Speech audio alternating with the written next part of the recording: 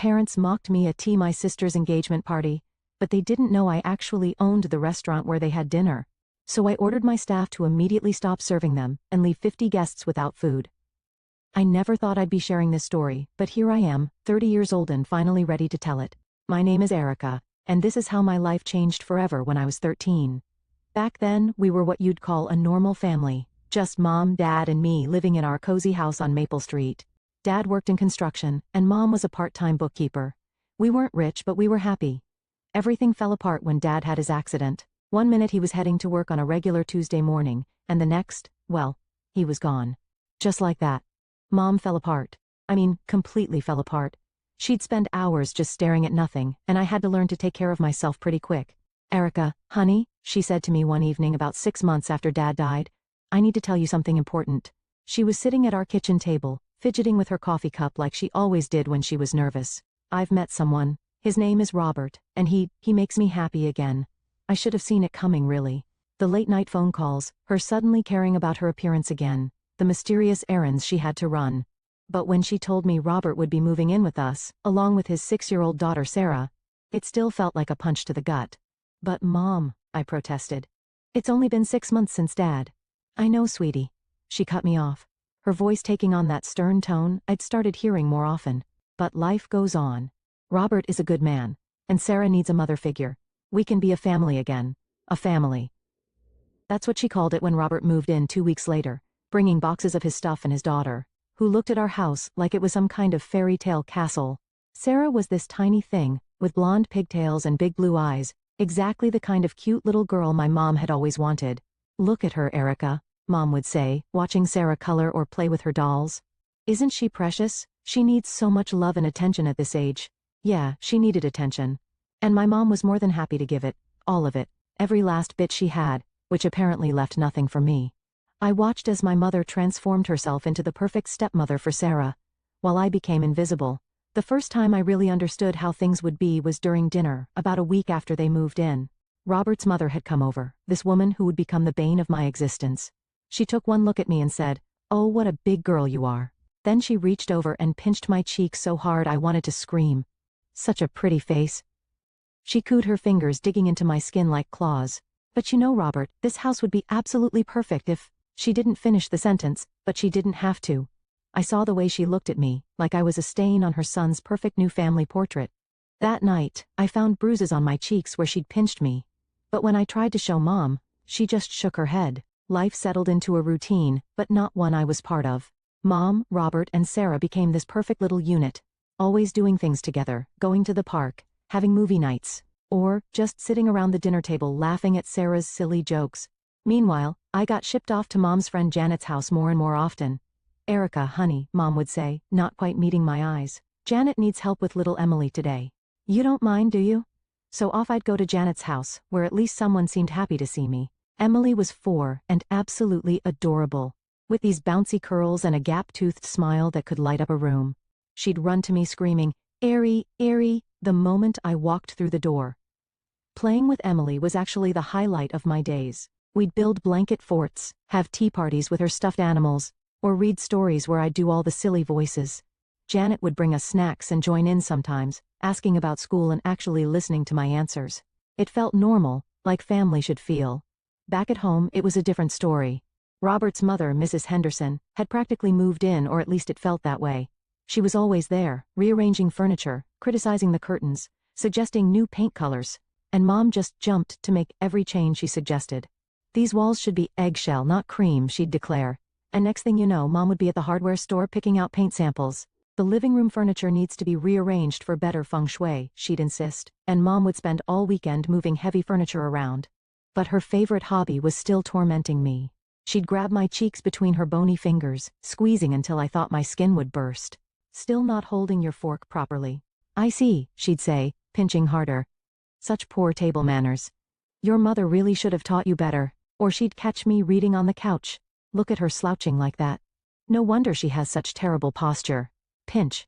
"You'll never catch my Sarah sitting like that." Robert was just as bad, but in his own way. If I accidentally knocked over a glass or dropped a plate while doing dishes, he'd explode. "Do you know how much that cost?" he'd yell, his face turning red. "Of course you don't. You've never earned $1 in your life, have you?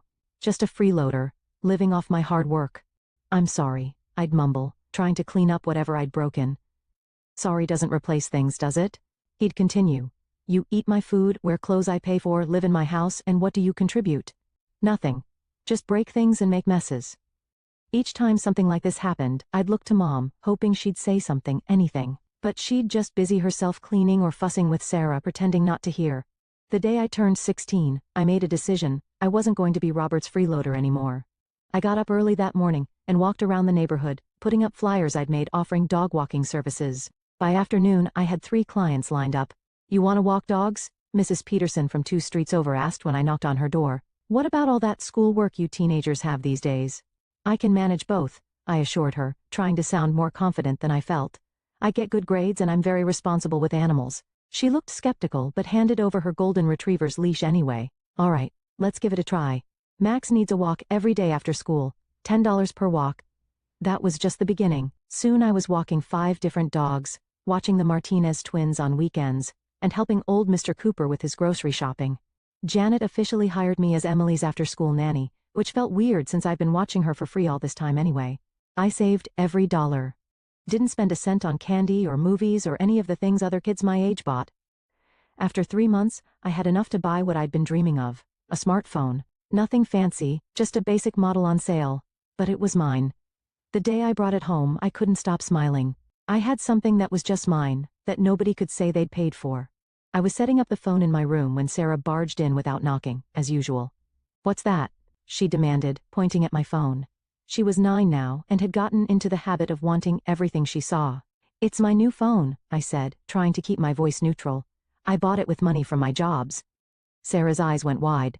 But I want a phone, Daddy. Before I could stop her, she was running downstairs screaming for Robert. I heard his heavy footsteps on the stairs and my stomach dropped. What's wrong, Princess? He asked from my doorway. Erica has a phone and I want it, Sarah whined, pointing at me accusingly. What happened next still makes my blood boil when I think about it. Without a word, not one single word, Robert walked over, grabbed the phone right out of my hands, and gave it to Sarah. Daddy's got you covered, sweetheart, he said to her, completely ignoring me. I was so angry I could barely see straight. The next day at school, I told my English teacher, Mrs. Collins, everything about the phone, about Robert's constant belittling, about Mom's indifference. She listened quietly, then took me to the principal's office. By that afternoon, Mom was called in. I wasn't in the meeting, but I heard raised voices.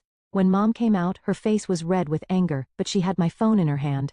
She thrust it at me without looking at me. Here, she said through clenched teeth. I hope you're happy now. That night, after Sarah had cried for hours about losing her phone, Mom came to my room. How dare you, she hissed. How dare you go behind our backs like that? Do you know how embarrassing that was? You're nothing but a traitor. That was the last thing she said to me for 2 weeks. She and Robert both pretended I didn't exist, walking past me like I was invisible, talking around me like I wasn't there. Even at dinner, they'd pass dishes right past me without acknowledging my presence. 2 years passed in pretty much the same way. Me working my jobs, trying to keep my head down at home, and focusing on school. I threw myself into my studies, knowing education was my ticket out. When senior year came around, I applied to every scholarship I could find. The day the letter arrived from State College, I nearly threw up from nervousness. I waited until I was alone in my room to open it, my hands shaking so bad I could barely tear the envelope. Dear Miss Thompson, we are pleased to inform you. I had to read it 3 times before it sank in. Full scholarship. They were giving me a full scholarship. I'd done it. I was going to college and I wouldn't have to beg Robert for a dime. Like an idiot, I thought maybe this would make them proud. Maybe this would finally make Mom see me again. I waited until dinner that night when everyone was sitting around the table. Mom, Robert, I have some good news. I started, my heart pounding. I got accepted to State College. What? Robert's fork clattered against his plate. You applied to college without telling me? Who do you think you are? Living in my house, eating my food, and making decisions like this behind my back? But it's a full scholarship, I tried to explain. You won't have to pay anything. Damn right I wouldn't pay anything, he spat. Not a single cent for an ungrateful freeloader like you. Always sneaking around, always plotting something. I looked at Mom desperately. She was staring at her plate, pushing food around with her fork. Mom, I pleaded. Please, say something. Why aren't you standing up for me? She finally looked up but her eyes were cold. Why should I? You've never shown any respect for this family. You've never accepted Robert. All you've done is try to destroy my marriage from day one. Respect? I felt something snap inside me. All the years of hurt and anger came pouring out. Respect him? He's a bully and a terrible person. There's nothing to respect. The slap came out of nowhere. 1 second I was standing there shaking with anger, the next my cheek was stinging, and Mom was standing in front of me, her hand still raised. Get out, she whispered. Then louder. Get out of my house. I touched my cheek where she'd hit me, feeling like I was in some kind of nightmare. I ran upstairs in a daze, grabbing my backpack and stuffing it with whatever clothes I could reach. My phone, my school documents, the little bit of cash I had saved. Everything else would have to stay. I could hear Sarah laughing downstairs, Robert yelling, but it all seemed far away. 10 minutes later, I was standing on Jenny's front porch, Jenny from my biology class, the only person I could think to call. When she opened the door and saw my face, saw the backpack and the tears I hadn't even realized were falling, she didn't ask any questions. She just pulled me inside and hugged me. I was sitting in Jenny's kitchen, stressed about how I'd manage college while being essentially homeless, when her Aunt Maria walked in. So you're the girl Jenny's been telling me about, she said, looking me up and down. Need a job? Turned out Maria owned this little Italian restaurant downtown, and she had an empty studio apartment above it. Before I knew what was happening, she was offering me both. Half rent, free meals, flexible hours around your classes, she said, like it was no big deal. The apartment needs some work, but it's clean and safe. I started as a waitress, learning everything I could about the business. Maria was tough but fair, teaching me things they'd never cover in my business classes at college. Watch how that table keeps sending food back, she'd say. That's why we document every complaint, every compliment. Details matter in this business. The apartment was tiny, barely room for a bed and a mini fridge, but it was mine. No Robert yelling about freeloaders, no Sarah barging in without knocking, no Mrs. Henderson's critical eyes, just my own space where I could study, sleep, and finally breathe. By my senior year, Maria had promoted me to administrator. I graduated with my business degree on a Saturday and was back at work Monday morning, now handling schedules, inventory, and staff management. You've got a gift for this, Maria told me 2 years later, after I'd worked my way up to manager. She was sitting in her office, looking tired but satisfied. Jenny tells me you two have been talking about partnership? I shifted nervously in my chair. We've discussed it, but good. She cut me off. Because I'm retiring. Restaurant's going to Jenny, but she needs someone who knows this business inside and out. Someone like you. My heart nearly stopped. Are you saying? I'm saying you two should run this place together. Equal partners. You've got the experience. She's got the passion. Could be a powerful combination. Jenny and I stayed up all night talking it through. I had savings, every penny I could spare from the last few years, and she had ideas for modernizing the menu and expanding the business. We could do this, she said, her eyes bright with excitement. Really do this, Erica. Make it our own. So we did. I invested everything I had, and we turned Maria's traditional Italian restaurant into something uniquely ours. For years after that, we opened our second location across town. Sometimes, walking through our restaurants, watching everything run smoothly, I'd think about my family. 11 years had passed since that night Mom slapped me and threw me out. They were still in the city. I knew that much from occasional glimpses of Sarah's social media posts, but we lived in different worlds now. One day, Jenny and I were in our office above the downtown location, surrounded by spreadsheets and expansion plans, when we heard the party arriving downstairs. Sounds like the engagement party's here, Jenny said, glancing at the booking schedule. 50 people should be a good night. We had this tradition, something we started when we first took over the restaurant. We'd go out and talk to customers, get their feedback, make them feel special. It was one of the things that set us apart from other places. I'll go check on them, I said, slipping on my branded blazer and pinning my name badge to it. You finish up with those vendor contracts. The sound of laughter and clinking glasses got louder as I headed downstairs. A big party like this could mean repeat business, maybe even more event bookings. I straightened my badge and put on my best professional smile. Then I saw them. My mother was sitting at the head table, her hair grayer than I remembered, but styled perfectly as always. Robert was next to her, somehow looking both older and exactly the same. And Sarah. Sarah was in a sparkly dress, holding hands with a guy in an expensive suit. My sister's engagement party. For a second, I thought about turning around. But before I could move, Mom's eyes met mine, and I saw the recognition hit. Well, look who it is, she announced loudly, making heads turn. Our waitress for the evening. Robert's face twisted into that familiar sneer. 30 years old and still serving tables. Can't say I'm surprised. I opened my mouth to speak, but Mom cut me off. I always knew you'd end up like this, she said, her voice dripping with satisfaction. Look at your sister, college graduate economist, getting married to a wonderful man, and you? Still wearing a name tag and taking orders. Sarah giggled, squeezing her fiancé's hand. Maybe she'll do our dishes tonight, right, Daddy? Show us her special skills? The floors, too. Robert stood up, swaying slightly. He must have been drinking. In fact, let's give her something to clean up right now. It happened so fast. He grabbed a plate of salad from the table and hurled it to the floor. The crash made everyone jump.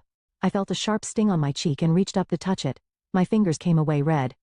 Oops, Robert smirked, staring at the blood trickling down my face. Better get a mop, waitress. My blood was boiling as I stood there, feeling it trickle down my cheek. 11 years of hurt and anger were bubbling up, and I was ready to unleash everything I'd ever wanted to say to them. But before I could open my mouth, I heard Jenny's voice cut through the tension. I believe this situation requires immediate attention, she said, walking up with the calm authority she'd learned from her Aunt Maria. She was holding our service agreement, bound in leather with our restaurant's gold-embossed logo. Jenny cleared her throat and addressed the room. According to our service agreement, Section 3.2, any customers who verbally abuse or physically harm our staff or ownership, she paused meaningfully, gesturing toward me, will be immediately removed from the premises. Ownership? Mom's mouth fell open. What are you talking about? Oh, didn't you know? Jenny's smile was razor sharp. You're talking to Erica Thompson, co-owner of this establishment and 3 others across the city. The silence that followed was deafening. I watched the color drain from my mother's face as she looked around the restaurant, really looked at the framed reviews on the walls, the elegant decor, the sophisticated clientele, all the success she'd never bothered to learn about. That's impossible, Robert sputtered, but I could see the doubt creeping into his eyes. Furthermore, Jenny continued, in cases of assault, we reserve the right to terminate service immediately, without refund. She turned to me. Erica, your call. I straightened my blazer, wiped the blood from my cheek with my sleeve, and found my voice. Clear the tables, I commanded our staff. All 50 guests need to leave now. The waiters sprang into action, efficiently removing plates and glasses. That's when I heard the familiar screech, Mrs. Henderson, Robert's mother, clutching her plate of pasta like it was solid gold. You can't do this, she shrieked, exactly the same way she used to screech about my table manners while pinching my cheeks. This is my son's daughter's engagement party. One of our waiters, Miguel, tried to take her plate, but she yanked it back, sending sauce flying. Help, help, they're attacking me. Robert lurched forward, his face purple with rage. Get your hands off my mother. He started toward me, fists clenched, but our security team was faster. 2 guards stepped between us, while a third announced that the police were already on their way. Sarah had dissolved into tears, her perfect engagement party ruined. Mom, do something, she wailed, but Mom just stood there, mascara running down her face, looking lost. The woman who had once slapped me and thrown me out of my home now couldn't even meet my eyes. The next 30 minutes were chaos. The police arrived first, taking statements from multiple witnesses who'd recorded everything on their phones. Robert was handcuffed and let out, still shouting threats. The ambulance arrived next, and a paramedic cleaned and bandaged the cut on my face while guests filed out, whispering among themselves. My phone rang 3 days after the incident. Unknown number. Erica? Mom's voice was softer than it had been at the restaurant, almost pleading. Please, don't hang up. I waited, saying nothing. Look, about Robert, the police are pressing charges. You need to drop them. He could lose his job over this. No, I said simply, and hung up. Within hours, the social media attacks began. Mom's first post was long and dramatic, painting herself as the victim of a vindictive restaurant owner who'd ruined her precious daughter's engagement party. The comments filled with sympathy for her, people vowing never to visit our restaurants. Then Sarah joined in, writing about her psychotic stepsister who couldn't stand to see her little sister happy. The post spread quickly through local community groups. Jenny found me staring at my phone, reading the lies. You know, we have it all on video, right? The security system Maria installed years ago? It automatically zooms in and records audio when it detects raised voices or aggressive movements. The footage was crystal clear. You could hear every word. Robert's threats, Mom's insults, the crash of the plate, Mrs. Henderson's screaming. I posted it in the comments of Mom's rant, with a simple message. Here's what actually happened. The video exploded overnight. Other guests from the party started posting their phone recordings too. Someone had captured the perfect angle of Miguel trying to clear Mrs. Henderson's plate. Her face contorted with rage, pasta sauce flying everywhere, his professional cum never wavering. That clip alone got millions of views. Restaurant drama started trending locally, then nationally. Food blogs picked up the story. Family crashes engagement party at daughter's own restaurant made headlines. Comment sections filled with people sharing their own stories of family estrangement and toxic parents. The consequences came swiftly. Robert's company, already embarrassed by his arrest, couldn't ignore the viral video of him assaulting his stepdaughter at her own business. They quietly moved him to a lower position. The court fined him heavily for assault and property damage. Mom tried damage control, deleting her posts, but screenshots lived forever. Sarah's wedding venue canceled on her, not wanting to be associated with the scandal. Mrs. Henderson became a meme, the pasta lady, her screeching face splashed across social media. Watching the view count climb on that security footage, I remembered something I used to tell myself in the dark days after Mom kicked me out. Someday, things would be different. Someday I'd have the chance to reconcile with my family. Someday they'd realize what they'd done and try to make it right. But seeing them in my restaurant that night, watching them try to humiliate me even after all their success, even after all these years, I finally understood. Some things can't be fixed, some bridges aren't meant to be rebuilt. The video ended up being good for business, but that wasn't why I kept it pinned to my profile. I kept it there as a reminder, both for myself and for others, that sometimes the happy ending isn't about forgiveness or reunion. Sometimes it's about accepting that it's okay to walk away and never look back.